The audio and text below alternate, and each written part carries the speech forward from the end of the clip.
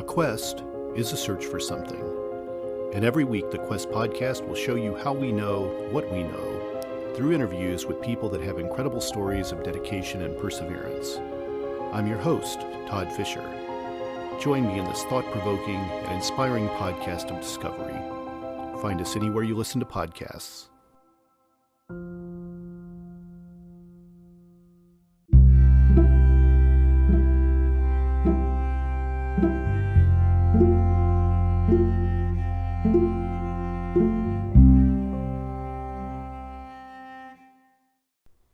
Hello and welcome to the Karate Priest Podcast.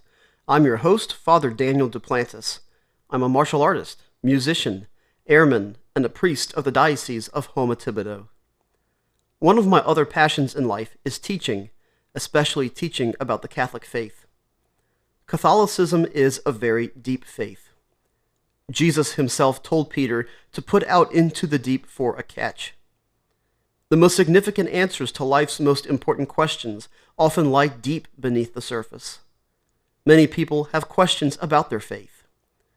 Through this podcast, my aim is to explore these questions and encounter incredible people along the way. Their stories show that God is constantly at work in our lives every single day, sometimes in the ordinary and sometimes in the extraordinary. Some of the topics treated in this podcast may be sensitive or controversial, but their discussion holds the key to truly living as God created us to live, which is to say that He created us to live in authentic freedom, loving Him above all else. Thank you for joining me on this journey of faith, and I hope you enjoy this podcast.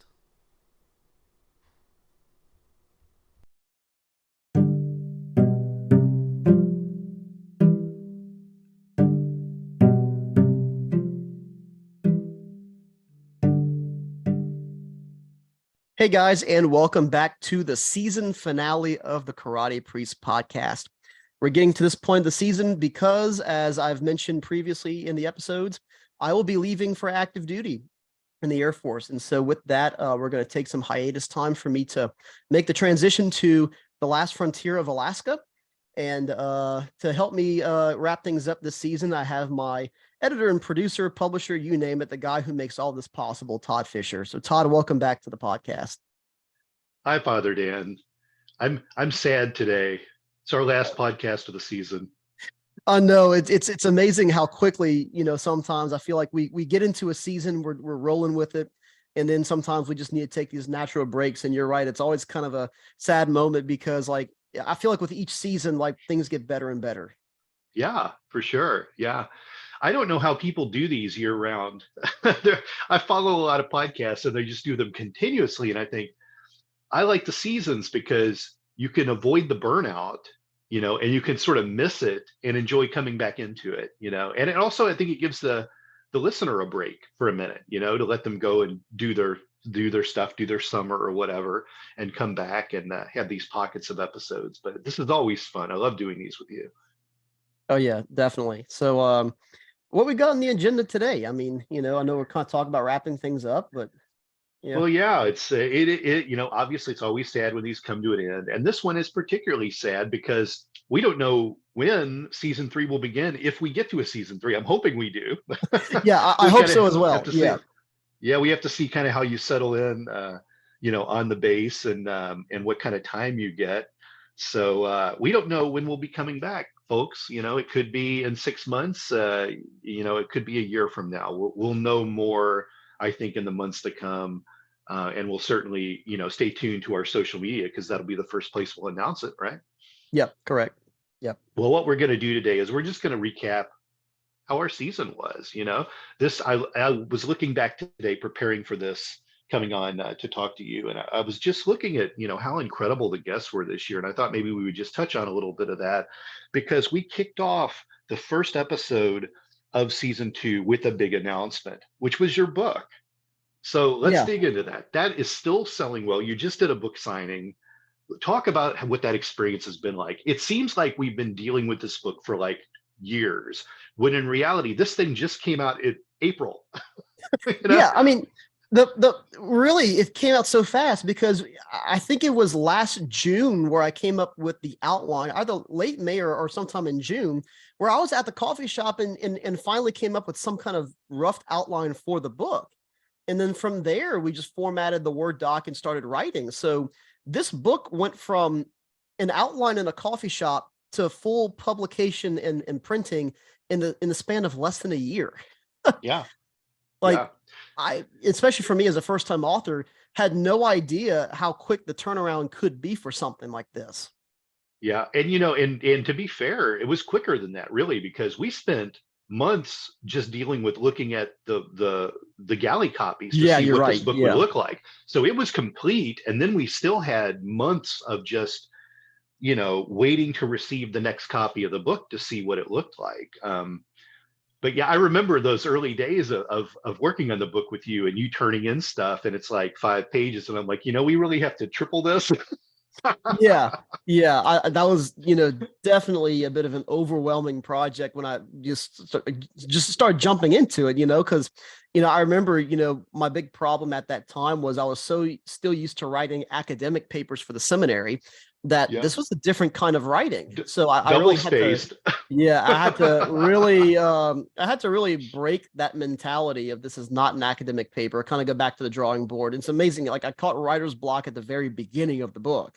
But then once I came back, took some time off, stepped away from it, rethought things. From that point, the writing just went so much smoother. Um, Yeah, yeah. And you yeah, leveled up every step of the way. Every time you weren't sure if you were going to be able to, write that, you did it. You accomplished it and you just kept improving, which is, for me on the outside looking in at you, I mean, that's one of the exceptional qualities of you, Father Dan, is your ability to continually level up. And you've proven that in your education, your ministry, your martial arts, even as a writer, you continually just keep leveling up. There's not going to be enough belts for you, enough awards and enough ranks to be able to contain you, I think. uh, and it's funny you mentioned those kind of things too, because it's not like I'm a glory hog. It's just that I see an So opportunity I everyone think is should strive for cool. better. You strive It's for like, better. yeah, Everyone I'm should like, strive for better. Yeah. I see opportunities that I think are cool. I'm like, hey, like if I think I could do it, yeah, let me see what I can do. Let me, see what I'm capable of. It's not about the titles, the awards, and the accolades. A lot of times it's just to say, hey, what is the human person capable of doing? You know, Exactly. and I love Exactly. exploring because I think that's the beautiful thing about us. That we're created so wonderfully, by God, and to kind of see what's the person capable of doing, and it's made me realize because by no means do I'm not the brightest bulb in the box. I'm not the strongest guy out on the field. Like we are more capable as human beings than we think we are. Yeah. Because half of these things, that I've done, even in the last year, I'm like, this really, at least, and I don't know, maybe I'm just completely out of my mind and on a different level, but like I feel like a lot of these things, most people can do this. The average person is far more capable than they think they are. And it made me realize we are our own worst enemies when we get to like Yeah. doubt and fear and things like this. Like, you know what? If you've ever dreamed of doing something, go try. Yeah. What's the worst that can Yeah. happen? But if you Exactly. succeed, you'll look back and oftentimes, especially like with things like the book, like the journey is usually the most rewarding part of the process. Yeah, it's great to see a finished product, but like you learn so much more by the journey itself to get to the end goal. And I think that's what's been a Yes. lot of this for me. Yes, for sure. I mean, how how many things I have my fingers in and how busy I keep myself and the different projects and things that I do. And I always look at, the stress and the pressures and the benchmarks and time frames and dealing with people. A lot of people get really kind of freaked out by that. I look at all that as a challenge. To me, I thrive on pressure and stress. If things are running smooth, I'm bored. You know, Yeah. and I love that because I challenge myself constantly working with people, working with projects, creating my own things. I remember many years ago I had a gaming company where I had made a little 30 millimeter miniature strategy game. It was a little board game, a war game. And I remember the morning I woke up and I was like, I think I want to make a game. And I remember a friend of mine was like, "You're going to do what? Like you don't have any, you can't do that. Like you don't have any experience with this." I said, "Yeah, but it just seems like something fun to do." And I built this game, which I still played it today with my friends, and I love that. You know, wanting to challenge. I might fail, but I tried it. Yeah. And I think more people should do that. But the book's been great, and just sort of like move on and wrap up the segment. It hasn't been out that long. It's selling like crazy. Tell me about. I want you to tell the listeners about your book signing that was last week. How did that go? How did you feel about that? Oh yeah, that was great. So we did the very first book signing for Jesus in the Dojo at God's Promises, which is a Christian bookshop here in my hometown in Homa. I know the owners personally, and so I said, "Hey, I would love to have my first book signing home, here in my backyard, a bookstore that I often find myself walking in and then walking out with far more merchandise than I thought I was going to buy walking in." And so it was great to give them some support. And it was just kind of surreal in a way, to say, here I am sitting here with boxes of my books. But it was great because it was kind of a dual purpose. And because we already mentioned me going to Alaska for active duty.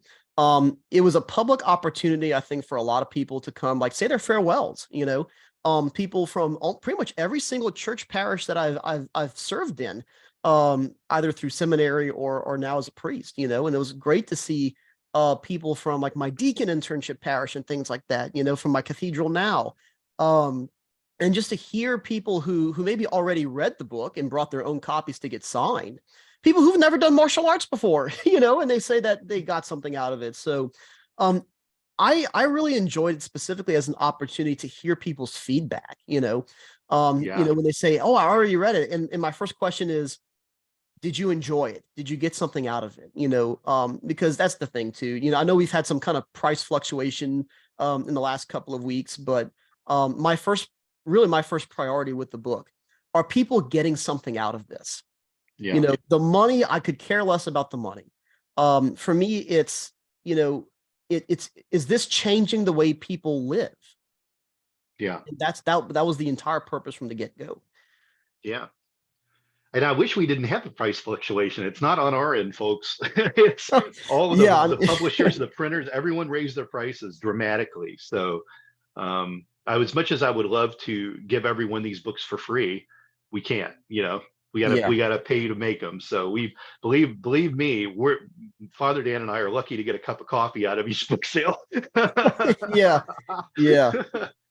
There's always a joke in the publishing industry. You make your millions a dime at a time. Yeah.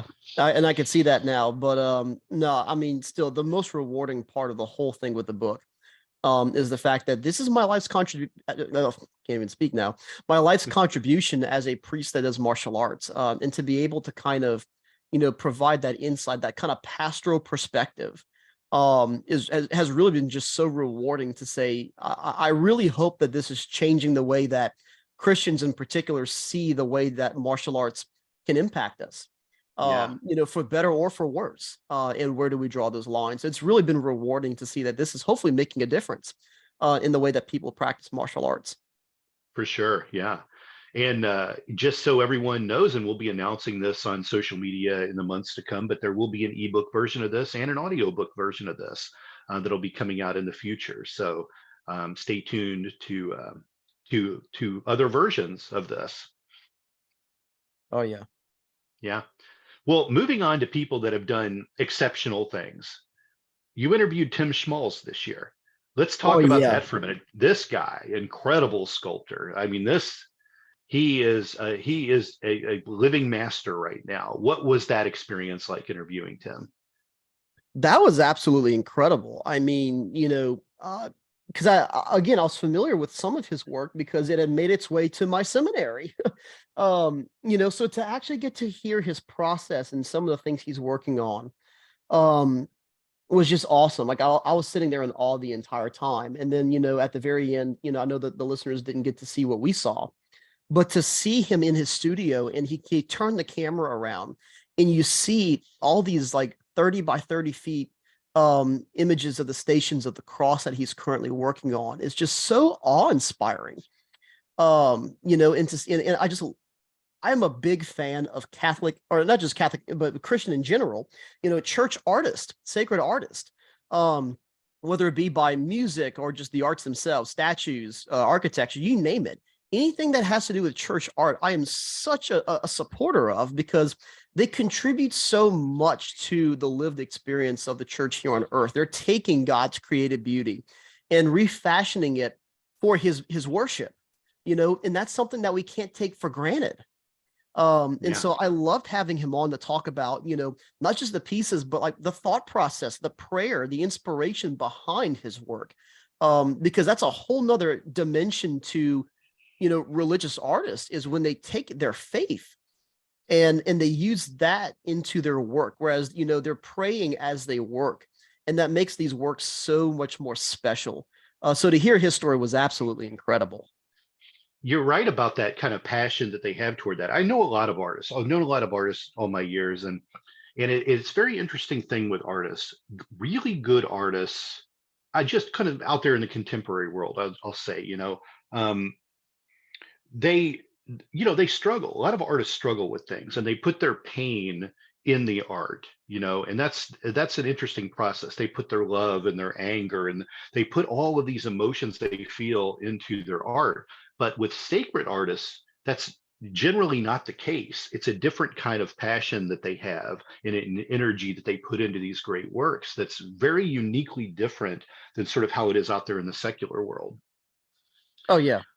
So yeah, I think it's just a completely interesting, different kind of dynamic, and I don't think we've seen the best yet from Tim. He's got so many thought-provoking pieces, but some of the stuff that's coming up that he talked about, how big those installations are, the ones that are going to go in Florida, are just incredible to think about how large this is going to be. Oh yeah, I certainly hope that he's commissioned by several more churches specifically for that kind of work, because especially if churches are willing to fork up the money for that kind of work, because it's gorgeous and people will appreciate it. That's the kind of imagery that can literally change people's prayer lives, or just their lives in general. Yeah. And so I really hope for for his work going forward that he is contracted to do a lot more things like that, because it's just absolutely outstanding what he does, and the details, and the fact that he doesn't waste any details either. Right, for sure. We also got a king this year. We had a coronation episode, so that was history. Let's dig into that a little bit. I think people don't realize that we might not see a queen for a very, very, very long time, possibly not in our lifetimes. I know, yeah, yeah, because I mean, you look at the next, in the line of succession now, the next king after Charles is going to be his son William. Yeah. And I think William is maybe 10 years older than me, and then the next king after that is going to be his son George. And Yeah. so, you're looking at the next two monarchs after Charles. I think George is younger than me, so Yeah. unless, something happens to George, then, you're right. We may, at least in our lifetimes, we may never see another queen. And it's just amazing how that happens, where it just depends on the birth order, because guess what? William's second child was a girl. Yeah. So it's amazing when you see, and then again too, you have things like abdications. We saw that with Elizabeth's uncle, who abdicated the throne, and then her father took over. So it's amazing how you see these kind of things. And so you never know, but yeah, you're right. According to the current line of succession, George is younger than me. George is still a child. So you're right. Like, even in my lifetime, I may never see a queen ever again. Not the regent. So it is incredible to think of that. And with something so festive and prestigious and you had religious, we also had something just very close by to Great Britain, that is the war in Ukraine, which we also covered this season, and this is still going on.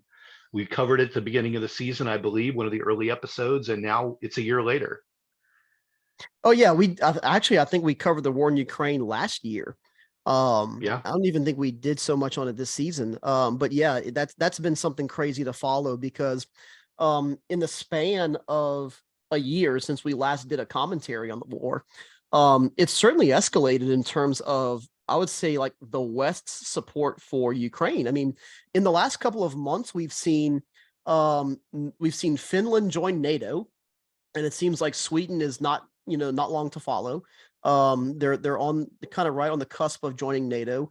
And on top of that, we've seen NATO kind of go from the stance of, well, we're going to provide defensive capability to the Ukrainians, to now saying, now we're going to offer offensive capabilities. Now we're offering them main battle tanks. Now we've officially okayed our allies to send older block F-16s, to send fighter jets. So now we're not just sending defensive capabilities like the capability to shoot down Russian missiles. Now we're giving them offensive capabilities. So it's been a huge shift in terms of like the perspectives from this war. And it's just, at what point does it end? It's amazing to think that, it seems like this will not end. Ukraine's not going to give up fighting until they've liberated all their territory. And so it's really become a war of attrition. But at the same time, I think it's kind of making every modern military look at, well, what does a modern warfare look like now? Because I know me growing up, this is probably the first time we've seen a modern war on this scale. Whereas, the last couple of decades, we were mostly fighting terrorism. We weren't fighting an enemy that was flying jets. I say that, it's 9/11 needs to be an asterisk for that, as tragic as that was. But, they're not flying F-16s. They're not flying fighter planes against us, in the last 20 years. To now we're seeing, what does a modern war look like in terms of both sides possessing modern military technology? Yeah. Well, I think, though, maybe I'm wrong, but, in my thinking, it would be the war in Iraq, right? Would be the last time we had any kind of war like this. Yeah, I mean, especially the first Gulf War, because we were fighting, the Iraqi army itself. And even in the second Gulf War, when Saddam was deposed, it didn't take long for the Iraqi military to lay aside. But then we were fighting terrorism for the most part, filled in afterwards. That's really what there was. That in Afghanistan, it was really just insurgents and terrorists.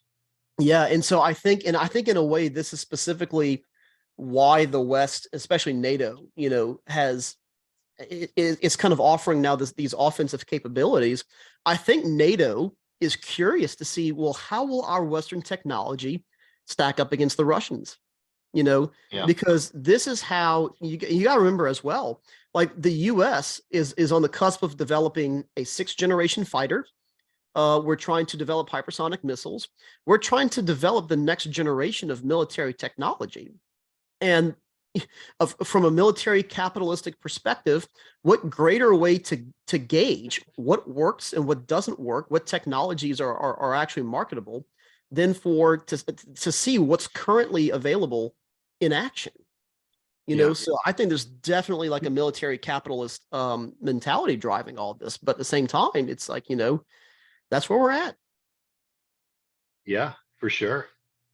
We also had hospice nurse Julie McFadden on the show this year, and that was an incredible interview, a great conversation, kind of talking about the dying process and life after death. She told a lot of great stories. What did you think about that interview? Yeah, and it's amazing you bring that up too, because just today, like, I was called to do a last rites call. And so, yeah, it's always, I'm so glad that she brings a perspective on the process of dying that a lot of people, I think, need to hear. Because in my experience, there's some people who deal okay with death because they allow the grieving process to kind of run its course.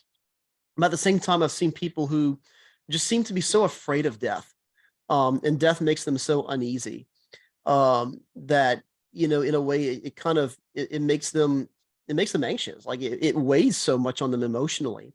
And so I love how she brings the perspective she does on what does it look like to die. I think that was so insightful, and again, very much complimentary to my ministry, because I'm often dealing with hospice nurses like her, and they're such an asset to what we do. because we do work hand in hand. And for someone who's able to kind of, even spiritualize, the process of dying, like that's a great help. Father Dan, how soon, when you give last rites, how soon is it before there's death? Is there a time frame where that has to happen? Is it moments before they're going to die? Is it days, weeks? When is that process usually performed? Yes. I'm going to say yes, because all of the above. it kind of is all of the above. And because that's the thing is the moment of death is so hard to predict in some cases. And even when we try, there are people who die faster than predicted. There are people who die slower than predicted, and so it really is always hard to gauge that. I always tell people, a good safe point to call your priest to come give last rites is when the patient is initially put on hospice care, because hospice normally means that they're going to be put on palliative care to ease their suffering and transition, into death. And so I always say, do not wait until the last minute, because you might not be able to get me. There's some things I can't just drop at, to go take care of an anointing call or a last rites call.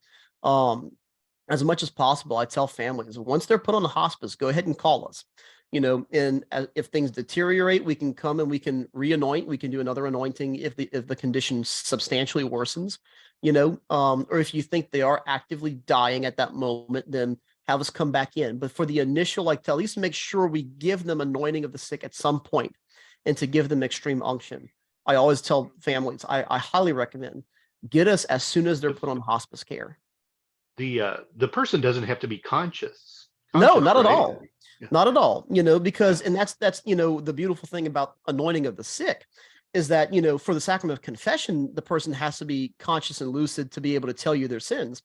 But anointing of the sick takes into account that oftentimes the patient's maybe not, psychologically there.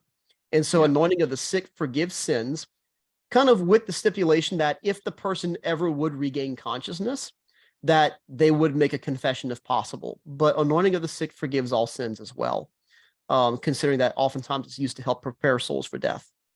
Yeah.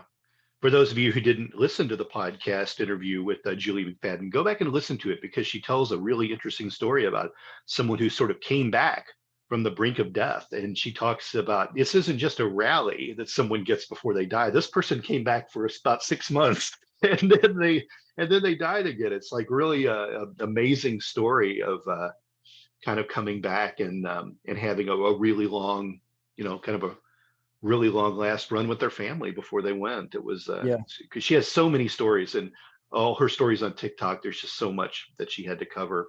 Yeah. I want to ask you, Father Dan, if you can even say this or even talk about this, but have you witnessed anyone die? Yes. And I remember the first time somebody actually died in front of me.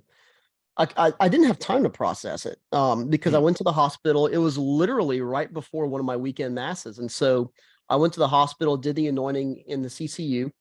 And as soon as I finished the anointing, the nurse said that their pulse had stopped. So it's almost like they were waiting for me to get there to anoint them. It's but I got to get right back to the church because I have to go celebrate mass. I mean, I'm talking, this was within 45 minutes of mass starting. So I had to go to the hospital, come back. And so you don't have time to process that. So I remember specifically the first time that I basically watched the entire process of a patient being removed from life support, watching the family spend that last hour before they were removed from the life support with their loved one, to watch the family grieve, and then to watch the person ultimately take their last breath in front of me. I wasn't prepared for that. I feel like, and now I feel like I can deal with that so much better because I've experienced it, and I've experienced it a few more times since then. But I remember the very first time watching the family watch their loved one die was probably the hardest thing I'd ever experienced at that point in my life. Wow. To say, again, it wasn't so much watching the person die, it was watching the family watch their loved one die. That was the hardest thing for me, and still remains the hardest thing for me, because oftentimes the ministry for us as priests when it comes to dying is twofold. You're preparing the person dying for death, but at the same time, you're having to be there and prepare the family, those who remain, um, to watch their loved one die. That's often the twofold ministry there, and oftentimes I find the harder one for me to do is to prepare the family, to watch their loved one die. Yeah. That's the hardest one for me. I find there's a great peace when I'm able to, give last rites and anoint someone who's dying. There's a great peace in saying I was there. I was able to help this soul make the transition from this life to the next. But oftentimes, the harder one is to help the family, who sometimes takes it well, but for unexpected or tragic deaths, that's always the hardest one. Yeah. Yeah. I read an interesting article not too long ago that talked about how people don't get a dying experience anymore, that they just code, and that's become a very hospital type thing. You go to the hospital to code, you don't go to the hospital to die. And that people are really kind of taking away that formal dying experience. And I remember with my family, when my family immigrated to America from Germany, they built a home, they homesteaded land, built the home themselves, and they lived in it. And generationally, they did what all Germans do: they passed the houses down, and no one ever had mortgages because the house always went to the next relatives. And eventually, I got that house, this old farmhouse, and it was really interesting history in the house because grandfather, great grandfather, great great grandfather lived in that house, died in that house. Their bodies were shown in that house. Like that was what it was. Like people came to the house and your body was in a casket in the living room, and that Yeah, was like wakes that for a often long happen time. at home. Yeah, that Hmm. traditionally wakes happen at the home, and at least in Louisiana now, the wake either happens at the funeral home or in the church. Yeah. And if people had their dying experiences surrounded by their loved ones in their homes, and now Yeah. they go off to the hospital to die. Can you speak to that at all? Having someone deliver your last rites rather than just laying in a hospital bed and dying, is there a difference in that dying experience in coding? Yeah, I definitely think so. Especially when it happens in the hospital. I find that it's certainly a more emotional experience for the family. I think, at least, because of, like, you got all the monitors, the kind of all the equipment. It kind of looks very imposing. It's a very sterile environment. For the family to watch a loved one die. I think there's almost this kind of sense of urgency. Whereas I find that even the families are more at peace when the loved one dies in their home. They die in the place where they were comfortable. Um, and that's why I think hospice care is so great, because it helps people to die in their home.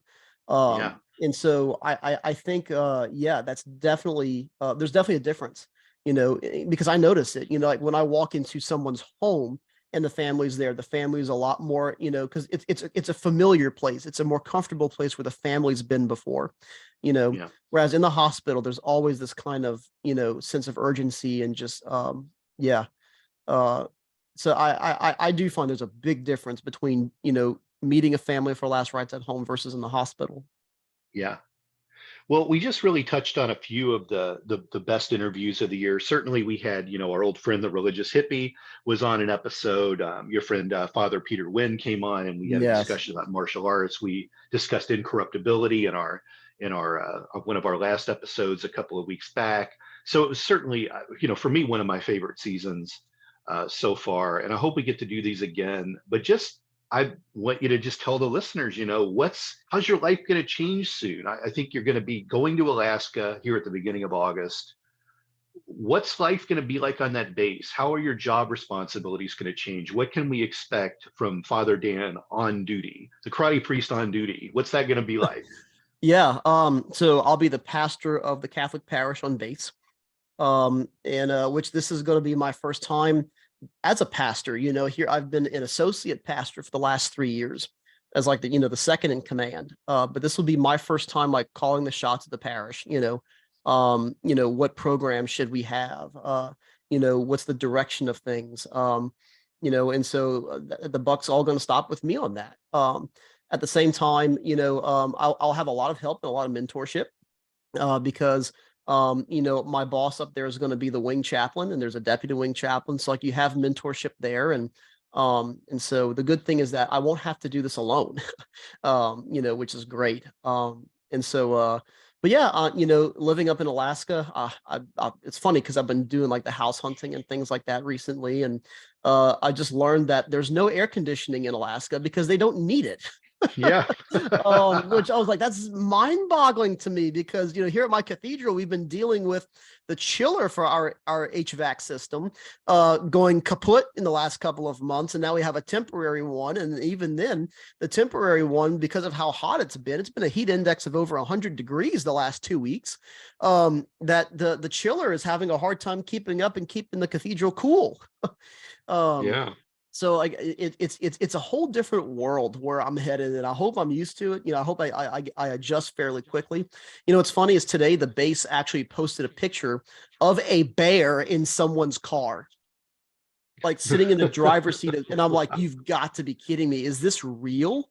But then on the other hand, because this is what I'm used to down here, last week there was a viral picture and video of a gentleman walking around Thibodeau, with one flip-flop on. He's got a shirt and short, and he's got like a 4-foot alligator slung over his shoulders. Oh, and the wow. gator's alive. It's like he went to the bayou, caught a gator, and he's going to bring it home for dinner. Wow. Wow. Wow. Oh yeah, it's going to be a whole different world up there. But at the same time, I think it's going to be a beautiful change of scenery. I hear that it's just gorgeous up there, and that's the thing. Even down here, the bayous of Louisiana have a beauty all their own. To go take a swamp tour, to see like the marshes, the majestic cypress trees we have down here. It's a whole different type of beauty. But up there, I'm really looking forward to seeing part of the world I've never been to before. And I'll be living, in this new part of the world. And so there's certainly a lot of excitement with that. But yeah. You're also driving across the country to get there, Yeah. which you've never done before, which we had an off podcast conversation about it. I've driven across the country many, many times, and I love it. One of my favorite things to do. So you get to actually see so much of the geography of this country kind of going diagonally across the country from Louisiana through Colorado through the Pacific I'm Northwest. really hitting the parts of the country I've never been to before. I mean, that's the thing is, I've been to California before. I haven't been so much to, I guess you could say, the Southwest. I've been to like East and Southeast Texas before, but not like West Texas. I haven't been to New Mexico, Arizona. But like I've been to the East Coast. I've been to the Midwest. And so for me to kind of head like right up the part I've never been to before, heading to like Colorado and in Boise, all this stuff, like to get to the Pacific Northwest, like, yeah, I've never seen anything like this before. By the time I hit Washington and go up the western side of Canada, I'll never have seen anything like this. And so I'm really looking forward to, and I'm definitely going to try to get some pictures and video and maybe try to kind of catalog my journey up there and, maybe send some of that back to the kids here at the cathedral school and, and just for people to say, hey, like this was my journey to get to Alaska, which it's probably going to be eventful enough in itself. So yeah, it's daunting and exciting at the same time. I know you're not one to, pat yourself on the back or brag about any accomplishments. So I'm going to brag on your behalf at the close of this podcast, because I know I speak for the listening audience here that we're all going to, hope and wish the best for you while you're in Alaska. And I know everyone wants you to come back that's listening to this, come back and do a season 3. But I just want to touch on a couple of things that you kind of added to your collection of titles this year, just so people know, because, this stuff doesn't come up often, but you now have author to add to your repertoire of titles, right? You just got promoted in the military. You're going to, which way? Are you first lieutenant now? Yes, first lieutenant. Yep. First lieutenant now. You're going to be the lead pastor at your church in Alaska, and you just hit another benchmark in your martial arts career. You want to tell everyone about that? Yes. So on June 9th, I tested for my 4th degree black belt, which for Taekwondo means I'm now a master. And at least for the Kukiwan style, anything that's 4th degree and above is considered a master. And so we even have different levels of master licenses. So now, as a 4th degree, I'm an international master 3rd class. in the World Taekwondo Judo Kwan Federation. So now I have a license to test people up to third degree. It's cool, and that was always a major goal of mine since I started training in martial arts. That fourth degree is what my first teacher was, and so it almost seemed like this like God status, to get to fourth degree. And so 22 years later, I finally hit that point, and that's been incredible. I feel like that was certainly like the crowning achievement of my martial arts career. Anything else at this point is just extra. But that was certainly the point. Was I want to get to the point where I've done this long enough to say, I'm a master of it.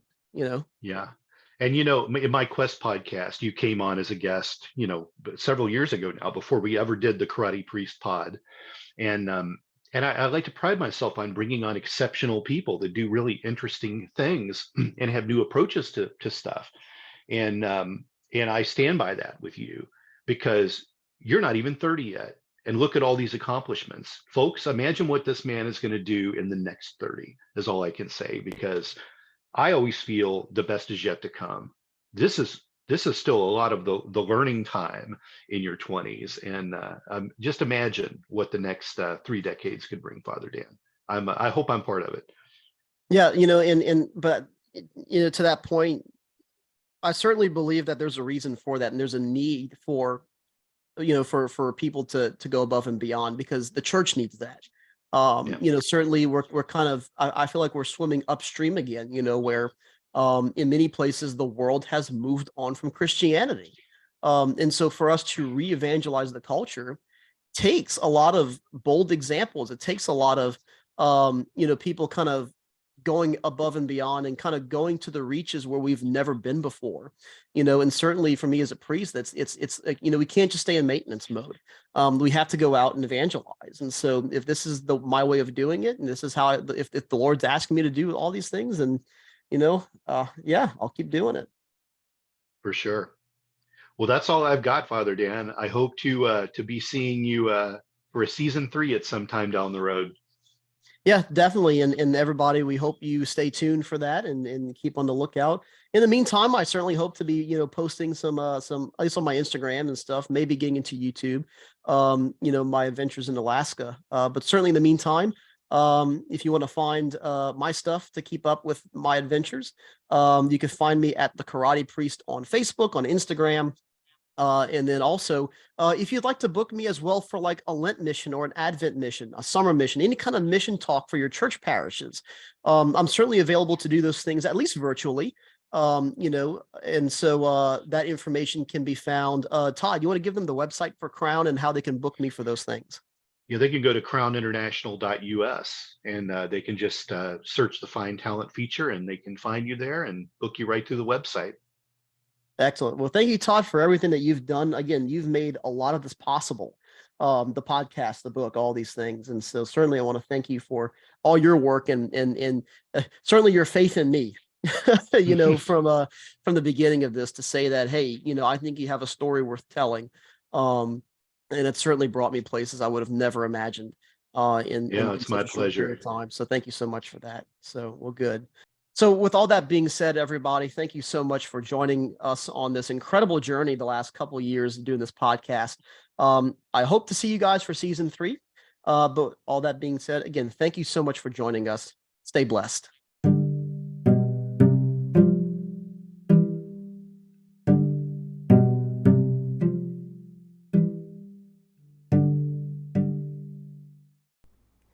Thank you for joining us for today's episode of The Karate Priest. If you enjoyed this podcast, go ahead and like The Karate Priest on Facebook, follow us on Instagram, and subscribe to the YouTube channel. If you're ever in South Louisiana, come visit me at the Cathedral of St. Francis de Sales in Houma. If you have any questions or comments about the show, you can also email me at thekaratepriest@gmail.com. Your questions are welcomed and may be used in future episodes. May the blessing of Almighty God, the Father, and the Son, and the Holy Spirit come down on you and remain with you forever. Amen.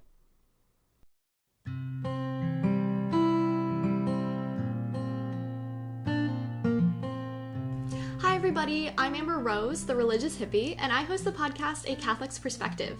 Join me every 2 weeks as I release episodes targeted towards helping young Catholics navigate their ever-changing secular world while staying strong in their faith.